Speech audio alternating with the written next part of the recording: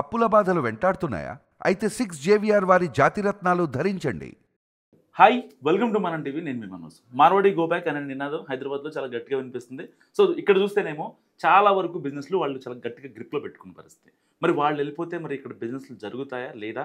అసలు Marwadi go back అనే నినాదం కరెక్టేనా? మాట్లాడదాం. మనతో పాటు కట్టా కార్తిక్ గారు ఉన్నారు. నమస్కారం అండి. నమస్తే. మార్వాడిని పంపించేయాలి, మార్వాడి గో బ్యాక్ అనేది అసలు కరెక్టా కాదా? వాళ్ళ బిజినెస్ వాళ్ళు చేసుకుంటున్నారు ప్రశాంతంగా, అయినా కానీ మా మీద ఎందుకు పడుతున్నారు? ఎక్కడో చిన్న చిన్న తప్పుల్ని మా అందరికీ, ఇండియా ఉన్న అందరికీ ఆపాదిస్తే మేము ఎక్కడికి పోవాలి? మా వల్లే ఇండియా ఎకానమీ దాదాపుగా 42% మా మీద ఆధారపడి ఉందనేది మార్వాడీలు చెప్తున్న మాట. నిజానికి సరే ఎవరి వర్షన్స్ అనేది పక్కన పెట్టేసి నేను చెప్పేది ఏంటంటే భూమి పుత్రులు అనే వాళ్ళు ఉంటారు. ఈ భూమి మీద పుట్టిన వాళ్ళు, వాళ్ళకి ఇక్కడ హక్కు ఉంటుంది అనేది వాళ్ళ భావన. ఇక్కడ ఉన్న అవకాశాలు తమకే దక్కాలనేది వాళ్ళ ఆలోచన. ఆ ఆలోచనలో తప్పలేదు. అవకాశాలు వాళ్ళకి దక్కే విధంగా అక్కడున్న పాలకులు చర్యలు తీసుకోవాలి. చర్యలు తీసుకోకుండా ఉంటే ఎవరో బయట వాళ్ళు వచ్చి వాళ్ళ మీద పెత్తనం చేస్తున్నారని ఫీలింగ్ కనుక వాళ్ళలో పడితే ఖచ్చితంగా వాళ్ళ నుంచి రిజర్వేషన్ వస్తుంది, వాళ్ళ నుంచి ఒక డిమాండ్ వస్తుంది. సరే, ఈ డిమాండ్ రావటం మంచిదా కాదా? ఎందుకంటే ఇలా భారతదేశం ఎవరు ఎక్కడైనా బతకొచ్చు కదా, ఎవరు ఎక్కడైనా వ్యాపారం చేసుకోవచ్చు కదా, ఇలా ప్రపంచమే గ్లోబలైజేషన్ అయ్యి చిన్నదైపోయింది కదా, మన వాళ్ళు అమెరికాలో లేరా, మన వాళ్ళు గుజరాత్ బయట రాష్ట్రాల్లో లేరా, బయట దేశాల్లో బయట రాష్ట్రాల్లో మన వాళ్ళు ఇంతమంది ఉన్నప్పుడు వాళ్ళు మన కాడికి వచ్చి బిజినెస్ చేసుకోవడం తప్పేలా అవుతుంది? అయినా భారతదేశ రాజ్యాంగం ప్రకారం వాళ్ళు ఎక్కడైనా బిజినెస్ చేసుకునే అవకాశం ఉంది కదా, భారతదేశంలో ఎవరు ఎక్కడ నివాసం ఉండి ఎక్కడ పని చేసుకునే హక్కైనా ఉంది కదా అనేది ఒక లాజిక్.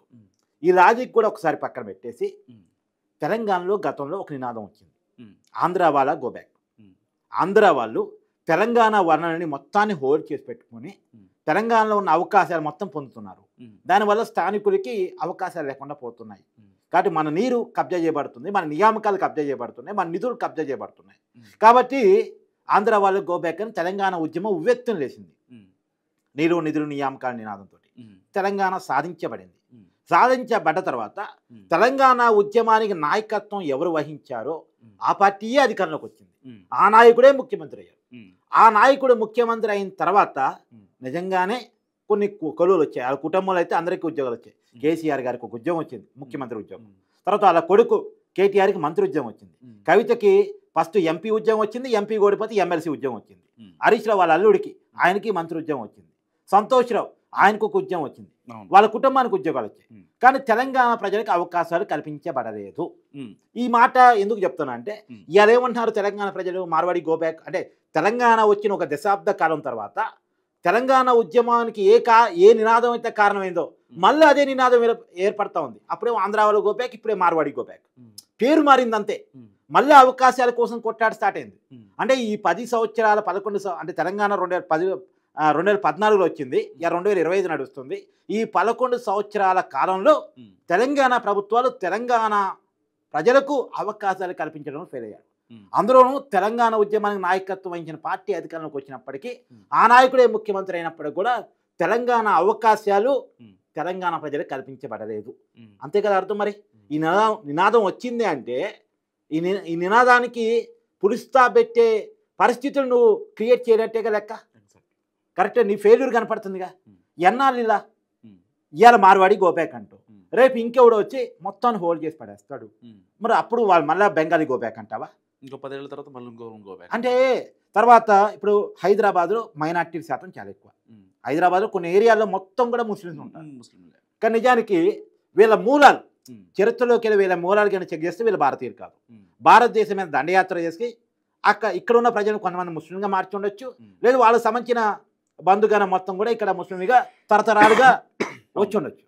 తెలంగాణ నైజాం చాలా కాలం పరిపాలించారు. కానీ నైజాంకి సంబంధించిన మూలాలు ఇక్కడివి కావు, కాబట్టి చాలా కాలం వాళ్ళకి అనుబంధం అయితే ఉంది హైదరాబాద్ తోటి, తెలంగాణ ప్రజలతోటి. ఇప్పుడు రేపొద్దున మీ మూలాలు ఎక్కడివో కదా, మీరు గో బ్యాక్ అని చెప్పేసి ముస్లిం కనుక ఇక్కడ ఉన్న హిందువులు ఇంకెవరో అంటే ఈ నినాదం మళ్ళా ఇలా పెరిగితే అంటే ఇప్పుడేమో ప్రాంత కోణం వచ్చింది, అప్పుడేమో మత కోణం వస్తుంది. ఎవరి రాజకీయం వాడిది కదా, ఇక్కడ అంతా రాజకీయాలే కదా.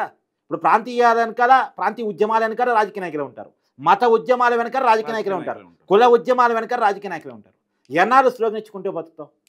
నేను అనేది ఏంటంటే, ఇప్పుడు మార్వాడి వాళ్ళు తప్పుడు సరుకులు అమ్ముతున్నారు, కల్తీ సరుకులు అమ్ముతున్నారు. కల్తీ సరుకులు అమ్ముతుంటే తెలంగాణ ప్రభుత్వమేగా అధికారంలో ఉంది. అవును. ఇక బీఆర్ఎస్ ఉన్నాయి, ఇవాళ కాంగ్రెస్ ఉన్నాయి, కానీ ప్రభుత్వం అయితే తెలంగాణదేగా. మరి తెలంగాణ ప్రభుత్వం నిద్రపోతుందా తప్పుడు సరుకులు అమ్ముతూ ఉంటే? అసలు ఇంకొక విషయం నేను చెప్పదలుచుకున్న పాయింట్, లాజిక్ పాయింట్ ఏంటంటే, అసలు మార్వాడీలు కాదు, లేదా బెంగాలీలు కాదు, లేదా ఆంధ్ర వాళ్ళు కాదు, బయట దేశాలకు సంబంధించిన బహుళజాతి కంపెనీలు వచ్చేసి మన మొత్తాన్ని కూడా క్యాప్చర్ చేసినాయి, మన సంస్కృతిని క్యాప్చర్ చేసినాయి, మన అవకాశాన్ని క్యాప్చర్ చేసినాయి, మన్ని వాళ్ళ కింద ఉద్యోగులుగా పనిచేసినాయి. ఇప్పుడు లుల్లు మాల్ ఉంది, ఎవరు తప్ప ఇది? ఎవరిది ఇది? లుల్లు మాల్ దుబాయ్కి సంబంధించిన వాడిది. ఇక్కడ వచ్చి పెట్టాడు, వాడు రావటం వల్ల ఎన్ని కిరాణా కొట్టు దెబ్బతిన్నాయి, ఎన్ని షాపింగ్ మాల్స్ మన లోకల్ వాళ్ళకి దెబ్బతిన్నాయి. ఈ దెబ్బతిన్న వాళ్ళు మార్వాడీలు ఉన్నారు, తెలంగాణ స్థానికులు ఉన్నారు, అందరూ ఉన్నారు. ఎన్ని దెబ్బతిన్నాయి?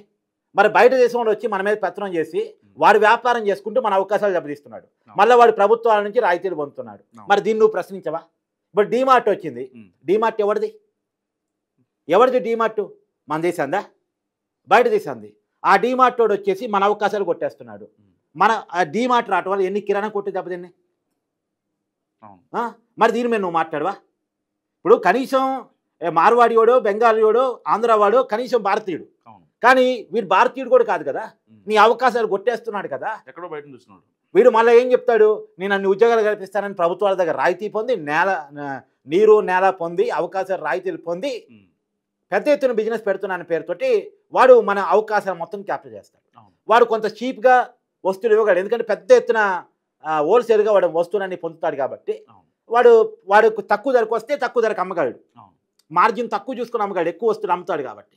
కానీ ఇప్పుడు సగటు కిరాణా వాడు ఆ రేటుకి అమ్మలేడుగా, ఆ రేటుకు వాడు దొరకదు, ఆ రేటుకు వీడు అమ్మలేడు, ఎప్పటికీ అమ్మలేడు. కాబట్టి కిరాణా దెబ్బతినిపోయింది. అంటే దీని ఇలా మాట్లాడుకుంటే నువ్వు బహుళజాతి కంపెనీని ఎందుకు వద్దని చెప్పు, ఎందుకు వ్యతిరేకించు? అవి కావాలి కానీ వద్దా? మరి పర్టికులర్గా మార్వాడీలు ఎందుకు? ఇప్పుడు మార్వాడి కల్చర్ హైదరాబాద్లోకి వచ్చింది, తెలంగాణలోకి వచ్చిందా నువ్వు అంటున్నావు, కానీ బహుళజాతి కల్చర్ అంటే అమెరికన్ కల్చర్, వెస్ట్రన్ కల్చర్ కూడా హైదరాబాద్లోకి వచ్చిందిగా.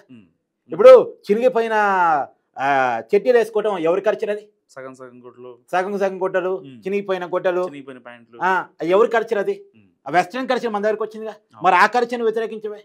నువ్వు మార్వాడి కల్చర్ని వ్యతిరేకించడం పక్కన పెట్టి వెస్ట్రన్ కల్చర్ని కూడా వ్యతిరేకించాల్సింది. ఏదో శ్రీహరి సినిమాలో పాట ఉంటుంది అబ్బా, పల్లెలు ఆగమైపోయినాయి అని చెప్పేసి, అవును అవును మంచి పాట, పల్లె కన్నీరు పెడుతుందని చెప్పేసి ఒక అద్భుతమైన పాట. ఆ రోజుల్లోనే తెలంగాణలో కావచ్చు, తెలుగు రాష్ట్రాలు కావచ్చు, కుల వృత్తులు ఏ రకంగా దెబ్బతింటున్నాయి, ఎవరి వల్ల దెబ్బతింటున్నాయి అని చాలా క్లియర్గా పాట రాశారు.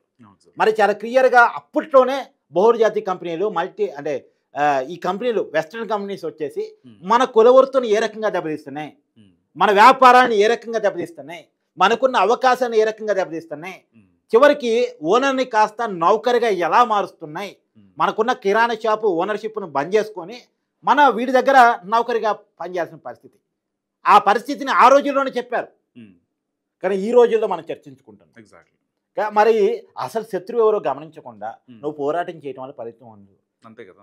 నీ శత్రువు ఎవరో నీకు తెలియాలి, నీ అవకాశాలు కొట్టేస్తుంది ఎవరో నీకు తెలియాలి, అప్పుడే యుద్ధం చేయగలవు. శత్రువు ఎవరో తెలియకుండా ఎప్పటికీ ఎంతసేపటికి నా అవకాశాలని కొట్లాడితే ఎన్నాళ్ళు కొట్లాడతావు? ఏదో గుడ్డిగా చేస్తే కాదు కదా. రెండోది, నీ అవకాశాల కోసం నిన్ను ర్యాలీ చేసుకొని నీ వల్ల ఇంకోటి లబ్ధి పొందుతున్నాడు. ఇప్పుడు తెలంగాణ ఉద్యమం వచ్చింది, తెలంగాణ రాష్ట్రం కూడా వచ్చింది, దానివల్ల ఒక కుటుంబానికి లబ్ధి జరిగింది, నీకేం లబ్ధి జరిగింది?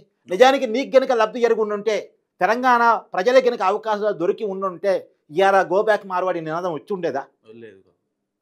ఇవాళ అవకాశాలు రాలేదు కదా, ఉద్యోగాలు రాలేదు, వ్యాపారాల్లో అవకాశాలు రాలేదు, విద్య ఉపాధి వ్యాపార రంగాల్లో అవకాశాలు కల్పించడంలో 11 సంవత్సరాలు తెలంగాణ ప్రభుత్వాలు, 11.5 సంవత్సరాలు తెలంగాణ ప్రభుత్వాలు ఫెయిల్ అయినాయి. కాబట్టే మళ్ళా స్లోగన్స్ వినపడతా ఉన్నాయి. కాబట్టి దీన్ని చర్చించాలి. దీన్ని చర్చించకుండా ఈ ఉద్యమం చేయడం వల్ల ప్రయోజనం లేదు. ఈ ఉద్యమానికి గల కారణాన్ని చర్చించాలి, ఈ ఉద్యమ నేపథ్యాన్ని చర్చించాలి. మళ్ళీ ఈ ఉద్యమం గతంలో ఎవరైతే వాడుకున్నారో మళ్ళీ వాళ్ళ చేతుల్లోకి, వాళ్ళ కబంధస్తాల చేతుల్లోకి ప్రాంతీయ ఉద్యమాలు నిర్మించి సానుభూతి పొంది దాని ద్వారా అధికారం తెచ్చుకుందాం అనుకున్న వాళ్ళ చేతుల్లోకి వెళ్లకుండా జాగ్రత్త పడాలి. Thank you Karthik. సో ఇది కార్తిక్ గారి అనాలిసిస్. మరి మార్వాడీల్ని పంపించాలా వద్దా, మీరేమనుకుంటున్నారో మస్ట్గా కామెంట్ రూపంలో చెప్పండి మీ ఒపీనియన్. చూస్తూనే ఉండండి మనం టీవీ.